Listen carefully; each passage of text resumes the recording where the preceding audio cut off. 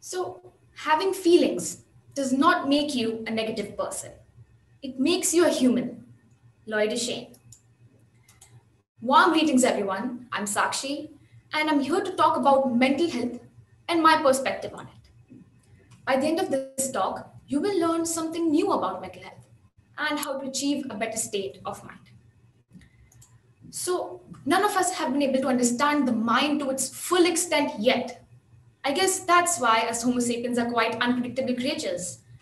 We never know what is about to happen within us. And what happens in the mind reflects our behavior and our thinking. This is generally known as mental health.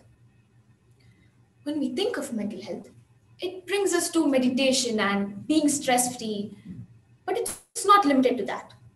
Mental health gets a lot of recognition, especially now when the subject has blown up on the internet, catching the attention worldwide. Mental health refers to our emotional and our behavioral well-being. When someone uses the term good mental health, they mean to say that there is an absence of a disorder within them. Firstly, this misconception has to be cleared that when someone posts a happy picture on their social media, it doesn't necessarily mean that they're mentally well. We can mold what people see of us through social media. Everyone's life looks just so perfect. People look abundantly happy. We're all blameworthy. And that when you take the filter off, we all are miserable. So, what you see on social media is what people choose to show you. And blindly, you would think of them as contented as that post. Social media is indeed taken very seriously these days. So, when wealthy people post pictures of their limited edition, expensive cars and mansions, people who can't afford a lavish lifestyle like them slow down and may fall into horrible disorders. We're just so lost in our screens, watching unnecessary content, keeping up with new trends, and learning about others' lifestyles. And in the lockdown situation, it's just getting worse. We all are drowning in our screens, and it's nearly impossible to recognize whether if our parents or our friends have stopped smiling. Now, this is one reason why people face mental disorders. There are obviously many more causes. Some of the most common reasons are peer pressure, loss of loved ones, lack of attention given by family and friends, losing opportunities, or when people lose hope for their future. Now, the ones suffering from mental illnesses are publicly shy. It's quite a challenge for them to accept what they're going through. But you must know one thing. It's okay to say, I'm not okay. Pushing this away will bring it closer. So accept that you're going through mental illness, be it depression or anxiety. There is a slight chance you might know someone who uses the term anxiety, depression, or any other illnesses in a frequent language. For instance, they might say, yeah, I know I was depressed earlier, but now I'm happy. What? Depression or mental disorders in general are not feelings that we experience on an everyday basis. And it can't be fully cured with supplements. People lose their energy, appetite, mood, concentration, sleep, and most importantly, self-esteem. This goes way far. Most people attempt to harm themselves unimaginably, and some of them succeed doing that. Some of the most well-known celebrities like Kate Spade, Mac Miller, and the most discussed Bollywood actor, Sushant Singh Rajput, they lost their battle to mental health disorders for their reasons. I think this proves how mental health needs to be openly discussed amongst all ages, especially amongst teenagers, because the earlier we learn about this, we are less likely to face them in the coming future. Most people fear opening up about their mental health. They think it's going to make them look sensitive and delicate. However, opening up about your health will make you feel less lonely, and there will be more scope of cure for the illness. And even if you don't have a mental illness, opening up about your health will work like a vaccine. It will prevent illnesses within you. Sanjay Dutt and Deepika Padukone are some who have opened up about their health and outwit their mental illnesses.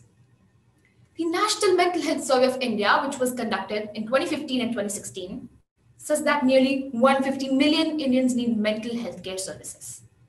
Also, an article from the Diplomat states that the World Health Organization earlier predicted that by 2020, which is this year, roughly 20% of India's population will suffer from mental illnesses, which means more than 200 million people. Now, that was a prediction, but the reality could be different. We might never know the precise amount of people suffering from mental illnesses. Why? Because many unknowingly don't open up about it. Many don't know what it is that they're going through. And this happens because they're not educated about this subject. You may know about this, that mental health and emotions are quite connected. We all have been conditioned to look at negative emotions in the wrong way. So every time we experience it, we tend to push that away. But what if we treat all our negative emotions as our friends, as our well-wishers? Emotions carry either a hidden or an obvious message, all to protect us. To simplify this, let's say the emotion of fear is felt when our safety is compromised, isn't it? So all your emotions are your friends.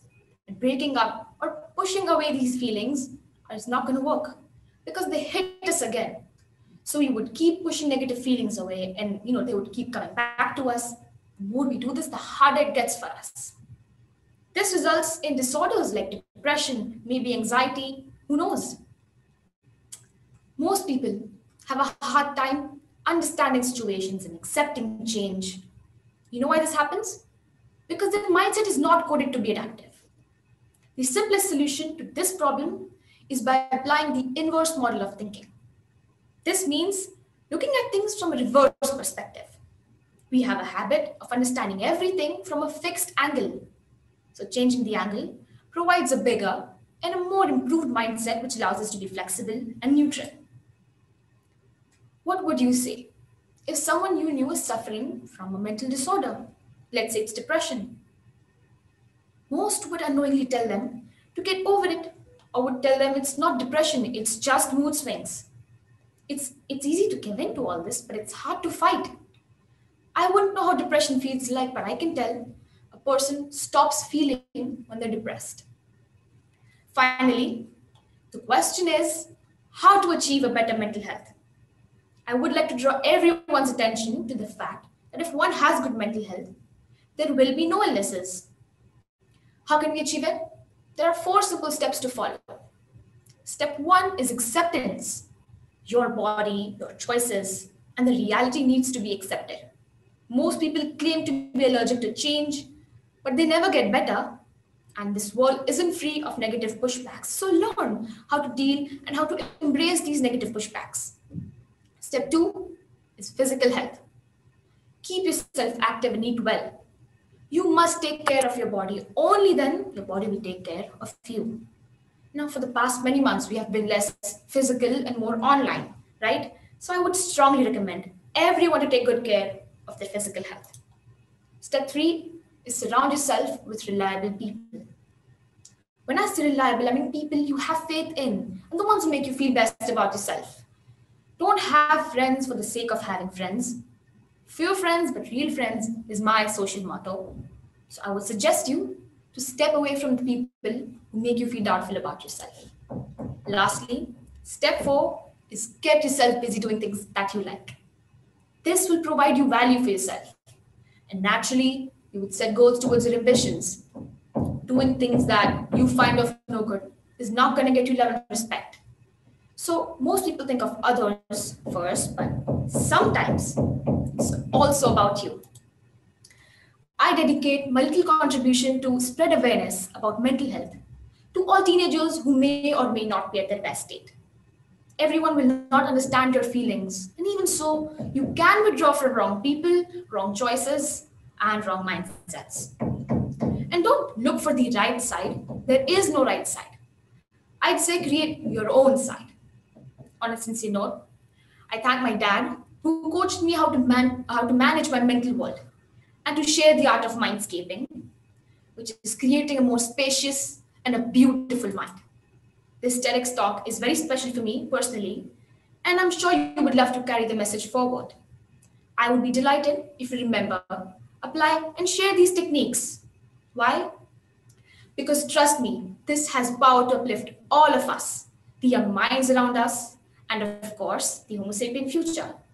So, ending this, feel free, open up, kill the disorder and coronavirus, nurture mental health to live long and to live better.